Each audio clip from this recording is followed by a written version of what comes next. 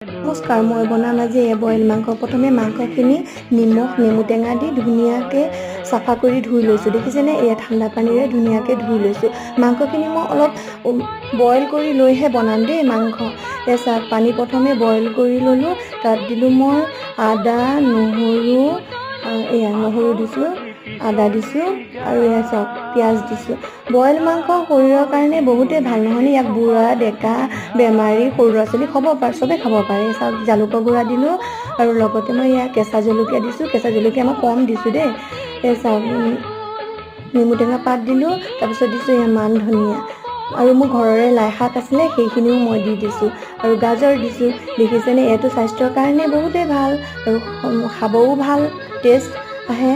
তাৰপিছত এয়া চাওকচোন, মই দিছোঁ নিমখ আৰু উতলা হাত মাংসখিনি দি দিছোঁ আৰু লগতে বিলাহী কাটি দি দিছোঁ।